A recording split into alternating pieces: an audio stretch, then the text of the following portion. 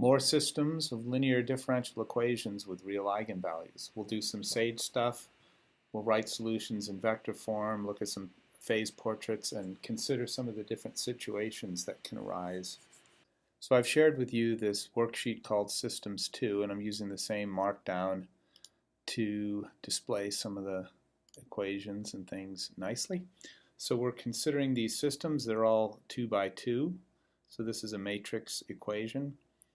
And here's a bit of code here that just allows you to change the A, B, C, D in the matrix and find the eigenvalues and vectors and also solve the system. So here is a one differential equation. We'll label it DE1, right? And DE2, and then we want the command here is DE solve system, and you just list the two differential equations with brackets, and this x1, x2 indicates the functions that we're solving for. And as usual, we had to define our functions here. So x1 and x2. So here for this system, we found that this is the same example we looked at in class. We had an eigenvalue of 3 with the vector was 4, 1, and here you see it's written as 1, 1/4. And then the eigenvalue 2, the associated eigenvector 1, 0. So here you can see the solution to the equation. So x1 is this, right? And then here's x2, right? Well, we know that this solution should be able to be written like this, just because this is how when we have an eigenvalue, eigenvector pair, this is the form that the solution takes, right? Well, the first thing is we have to convince ourselves that this form here and this form here are equivalent. Well, if you look at the top expression, so x1 of 0 and x2 of 0 are constants. So this is just like this is just a constant here, right? And you can see over here x2 of 0, that's just a constant. So let's see if we can square these two different forms, make them look the same. Okay, so here's what SAGE gives us. So what I'll do is collect the portions corresponding to the eigenvalue 3 and the eigenvalue 2. Okay, so we can see that x1 of t, if I put the e to the 3t first, so I'm getting 4 x2 of 0 e to the 3t, and then what about the e to the 2t stuff? Oh, let's see, x1 of 0, minus 4x2 of 0 e to the 2t. Let's come over here like this. And then x2 of t is just equal to x2 of 0 e to the 3t. All right. Well, we can see that if x2 of 0 is c1, then we can factor out the c1 and the e to the 3t. Similarly, if all of this stuff, just call it c2, then we can factor out the c2 e to the 2t. Those are scalars, right? So we can write like this. So factoring out the 4c1 e to the 3t, or actually we can't factor out the 4, we're just factoring out the c1 and the e to the 3t. Right? It works like that. Right? And then over here we're factoring out the c2 e to the 2t. Okay, so we're going to get c2 e to the 2t. And what are we left with? Well, we're left with 1 up here and 0 in the bottom. See, there's no e to the 2t for x2. Right? So it does square with what we have in SAGE. Okay. Here's another example that just shows how to add initial conditions. So let's see, we have, where are we? We're down here. So we've added in the ICS, right? So how does this work? This says our initial t is t equal to 0, our initial x1, so x1 of 0 is 1, x2 of 0 is 1. And you can see we get this solution here, which we could also, the same eigenvalues. I mean, obviously, it's the same system. And here's our solution. So we can, let's see if we can write this down as in vector form. And now it's even more apparent. You can see we have, clearly see the e to the 3t, and it's multiplying 4 and 1 here. So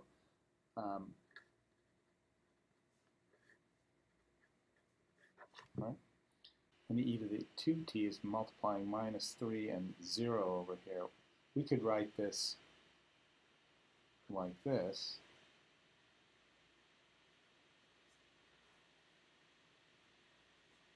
Right? This looks a little bit different than what we had because we had an eigenvector of 1 and 0. Right? Well, we know that any multiple of an eigenvector is an eigenvector, so we could have just as easily written this as minus 3 e to the 2t times 1, 0. So sometimes you have a choice in how you want to do this. Probably nicer to write it in this fashion because this looks like the eigenvector that we initially wrote down, even though this one is equivalent. And of course, both of these are equal, so it doesn't matter which form that you write down. One thing to note is that if my initial conditions are a point in phase space that lies on the line defined by this eigenvector, 4, 1, then C2 is going to turn out to be 0, and my solution will remain on that line. We can look at the phase portraits to see how that plays out. Here's the phase portrait for our system, along with some solutions plotted for different initial conditions. Each point in this phase space corresponds to a value of x1 and x2. And you can see what happens if I start here. For example, I'm going to head out this way, right? These solutions here for initial conditions starting for negative values of x1 and positive values of x2, you can see how they evolve over time, and these solutions go out this way. You can see if I start anywhere on this line, the solutions stay on the line. In fact, they go this way, or they're going to go this way. If I start at the point 2, 1/2, which is a multiple of 4, 1, our eigenvector, I'm going to stay on that line. So these are so-called straight line solutions. The other eigenvector was 1, 0. So it's hard to see this one, but if I started on the x-axis here, the x1 axis, I'm going to stay there. If we look, we can see all of the solutions tend away from the origin here, and the origin is an equilibrium solution. And in fact, it's the only equilibrium solution. Here's a note. If A is non-singular, we know that the eigenvalues are both going to be non-zero. So it's if and only if. And that's if and only if the origin is the only critical point. So if the eigenvalues are non-zero, the origin will be the only critical point. We call them critical points here, but they're the same as equilibrium solutions for a DE, for a system of DEs. Let's look at some other examples. Also real eigenvalues. So here we have this matrix. We're looking at the system x prime equals ax. We can see both eigenvalues are positive, and we get 2 eigenvectors. And here you can see your straight line solution along the one eigenvector, which is 1, 1. And the other eigenvector is minus 1, 1. You can see that one over here. I didn't plot that one, but you can see where it would be. So this behavior here is similar to what we saw with the other example. Let's look at a couple of others. Okay, so now we have negative eigenvalues. And so we know in our solution we're going to have e to the minus 4t and e to the minus 6t. So we know that all solutions are going to go to 0, and we can see them right here, right? There's x1 and x2. If you look at the phase portrait and some solutions, all the arrows are pointing to the origin. And you can note how they get there. So they get kind of, here's one of our straight line solutions, right? And this solution here gets kind of sucked into that straight line solution, and it is going to approach tangent to it. Actually, it's going to approach the origin tangent to it. So this critical point, in this case, the origin is a sink. Okay, so that's the terminology. All of the solutions are headed to the origin. Let's look at another example. Okay, here's one where one eigenvalue is positive and one is negative, and you can see that we're going to get some kind of a saddle situation here, right? If we start on this, the line corresponding to this eigenvector, or defined by it, 2, 1. So here we are, 2, 1. We can see we're going to stay on that, and we're heading away from the origin since the eigenvalue is positive, 5, right? And if we're down here on the same line, but the eigenvalue is positive, but our initial condition was such that the values of x1 and x2 were negative, I'm going to head similarly away and staying on that line. But if I'm not on that line, for example, if I'm closer to this eigenvector here, 1 minus 3, so if I'm here, 1 minus 3, I'm going to stay on that line heading toward the origin, since that eigenvalue is negative. So that's an e to the minus 2t. So it's heading in this way. But if I'm not exactly on that line, I'm going to get sucked in here, but then I'm going to get pulled off because of the e to the 5t. So you've got one term going to 0, the e to the minus 2t, and the e to the 5t is getting very large. So that's how things get pulled away here. This is called a saddle point. Not surprisingly, let's look at some other situations. So this is an interesting situation. This is just the identity matrix. We get one eigenvalue, but we get two eigenvectors. And we talked about how any vector is an eigenvector, right? So we take two that are linearly independent, and we're going to talk about that a little bit. So here's what this looks like. Again, a source, and it's actually called a node. We're going to review this terminology in a minute. So what's interesting about this example? A couple of things. One is that the system of differential equations is uncoupled, right? So this one just says x1 prime is x1 and x2 prime is x2. So obviously x1 is just e to the t, and x2 is going to be e to the t also. They're completely uncoupled. The other thing is that, okay, we had one eigenvalue, but we got two eigenvectors. This situation is a little different. We've got one eigenvalue, but only one eigenvector. So that this 2 is the eigenvalue. This 2 is the algebraic multiplicity, but the so-called geometric multiplicity is just 1, meaning that we just got one eigenvector. And the situation for writing down the solution is a little bit different than what we had before. Notice there's a t multiplying here. So we didn't look at this example, but we'll get to it. And of course you can do this in Sage as well. Here's an example showing how to plot the vector field, or actually the phase portrait. No solutions plotted here, but you can see the behavior of solutions. And also the magnitude, the size of the arrows correspond to the magnitude of the derivatives. One more example. We talked about when the eigenvalues are both non-zero and the origin is the only critical point. Well, here's an example where one of the eigenvalues is 0. You can see it's a pretty simple example. In this situation, x2 prime is just actually equal to 0. So we know that the solution is just x2 is going to be a constant, right? And here that is here. X2 is a constant, and x1 is something else, right? Because x1 prime does depend on x1 and x2. So 0 is one of the eigenvalues, associated eigenvector, and then the other eigenvalue is 3.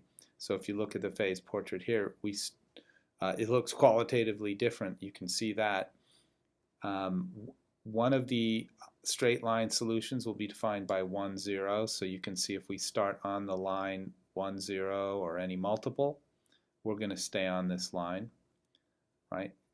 And we're heading away from the origin because the eigenvalue is positive.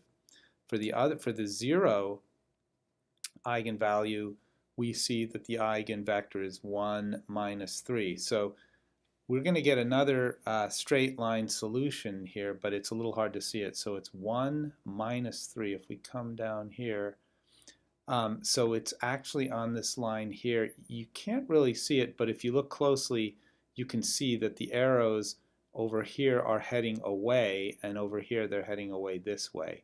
So, and up here at the origin, away this way, away this way. If we're on the if we're at minus 1, 3, they're heading away this way on the one hand and heading away that way. So you can see this is another straight line solution. Oops. Right here. Okay. Now the only difference is every point on that line is a critical point. So here you have an infinite number of equilibrium solutions. Any point on the line defined by this eigen vector 1 minus 3 is an equilibrium solution. All of these situations are summarized in our text here, and this is really nice. Okay, this is a nice picture. And what page are we on? Let's see, 165. Okay, so some terminology. So if the eigenvalue is both positive and not equal, you've got a source called the nodal source, and the stability. Okay, so the stability of the equilibrium is it's unstable, because if you start near the origin, you do not tend to stay near the origin. Okay, if they're both eigenvalues are negative, you get a nodal sink. Okay, when we saw the situation where they have opposite signs, you get a saddle. If one of the eigenvalues is 0, you get a whole line of critical points, and we saw that. And what about, let's see, our example was like this, because lambda 2 was bigger than 0. So you might have eigenvalue 0 and the other one is negative, in which case you have a whole line of critical points, but all the solutions tend to one of the critical points. And that pretty much sums up the situation for real eigenvalues. What we didn't cover the situation where you get one eigenvalue and only one eigenvector. We'll consider that, but more importantly, or actually, maybe sooner than that, we're going to consider the situation with complex eigenvalues. And before we do that, you're going to want to look in the appendix of our text and read about complex variables. So a little bit of background material on complex variables, very short, and I think you shouldn't have too much trouble with that.